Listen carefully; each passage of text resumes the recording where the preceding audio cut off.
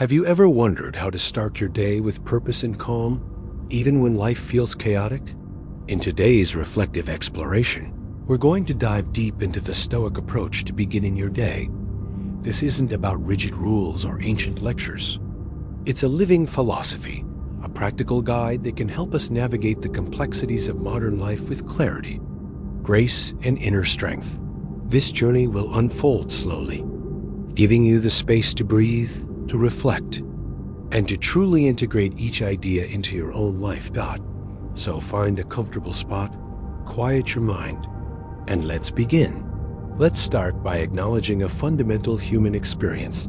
So many of us spend our days chasing external achievements, reacting impulsively to every little thing that happens, or dwelling on what we feel we lack. We get caught up in the hustle, the noise, the constant pressure to do more, be more, have more. It's exhausting, isn't it? The Stoics, wise thinkers from thousands of years ago, understood this struggle deeply. They taught that true peace, genuine contentment, doesn't come from the outside world.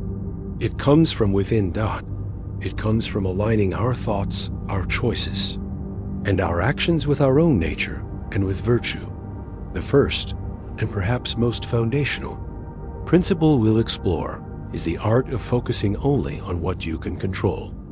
The Stoics called this the dichotomy of control. Imagine drawing a circle around yourself. Inside that circle are your judgments, your decisions, your intentions, and your behaviors. These are the things you have direct power over. Outside that circle are things like other people's opinions, the weather, traffic, and even the ultimate outcomes of your efforts. These are things you cannot directly control. The Stoic secret to tranquility is to pour all your energy into what is inside your circle and to practice acceptance for what lies outside of it. As the modern writer Surya Balasubramanian so beautifully explains, this philosophy encourages us to stay calm when life feels overwhelming by choosing to act with reason instead of simply reacting on impulse. When you focus on your own responses, you reclaim your power from the unpredictable chaos of the world. Next, let's touch upon the powerful practice of cultivating resilience. Life will inevitably present us with challenges, setbacks, and losses. The Stoics didn't just accept this. They prepared for it.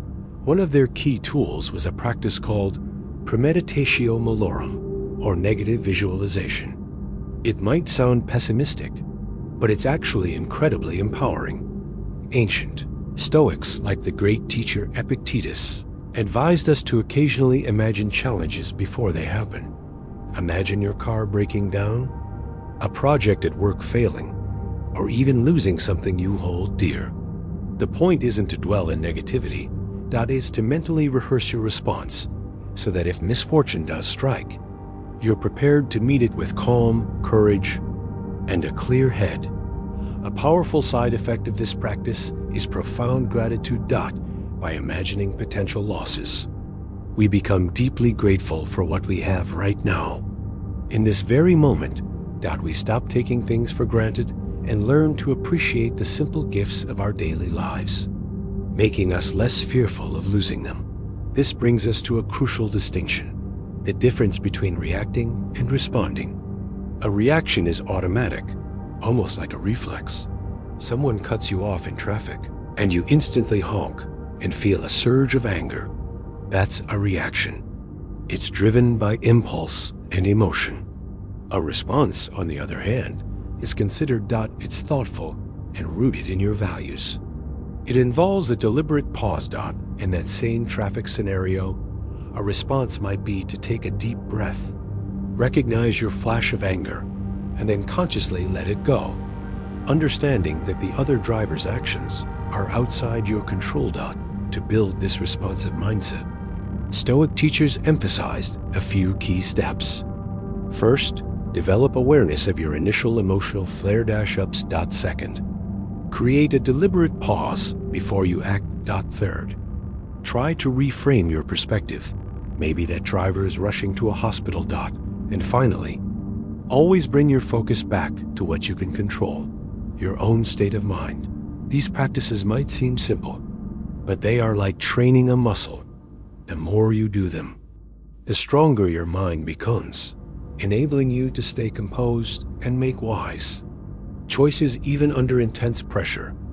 Another profound Stoic insight is about our desires and aversions. Stoics believed that if our desires and fears are left unchecked, they become the primary source of our inner turmoil. Think about it. When you desperately want something you don't have, you feel frustrated. When you live in constant fear of something happening, you live with anxiety. The Stoic path to freedom lies in consciously managing these desires. It's not about wanting nothing. It's about reducing unnecessary cravings and learning to appreciate what's already within our reach: our health, our relationships, our ability to think and choose. When we shift our focus inward and commit to building our character, our integrity, our courage, our wisdom, our definition of success changes. It's no longer measured by external markers like wealth or status, but by the internal quality of our own virtue. This is where true, unshakable confidence is born. Throughout this journey of understanding Stoicism, it's vital to remember that it is not about suppressing or eliminating emotion. That's a common misconception. Stoicism is about understanding our emotions, acknowledging their presence without letting them hijack our reason. It's about choosing wise and virtuous responses, and learning to use every hardship as a path to personal growth. The great Roman emperor and Stoic philosopher Marcus Aurelius wrote in his private journal, "The impediment to action advances action. What stands in the way becomes the way." He meant that every obstacle, every challenge, every difficulty we face is not just a barrier, it's an opportunity. It's an opportunity to practice patience, to show courage, to exercise wisdom, and to become stronger, better, and more resilient. So, before we finish, I invite you to take a quiet moment for yourself. Take a deep breath and reflect on how these principles might apply to your own life. Right now, what anxieties or frustrations are you holding on to that are outside of your control? What can you let go of? In what situations can you practice pausing and choosing a considered response instead of an impulsive reaction? How might practicing gratitude or even a little negative visualization reshape your perspective on what you already have? Embrace these questions gently. There are no right or wrong answers. Allow them to be your guide as you move through your day-to-day living. Remember, the path to inner mastery, to a life of tranquility and purpose, is a gradual one. It's a lifelong practice. Every small step, every conscious choice, matters more than you know. If this perspective resonated with you today, if it offered a moment of clarity or a new way of thinking, I encourage you to follow and subscribe to Master of Mind. We'll continue to explore more Stoic wisdom and practical tools for a clearer, more meaningful life. Thank you for sharing this time and this space with me.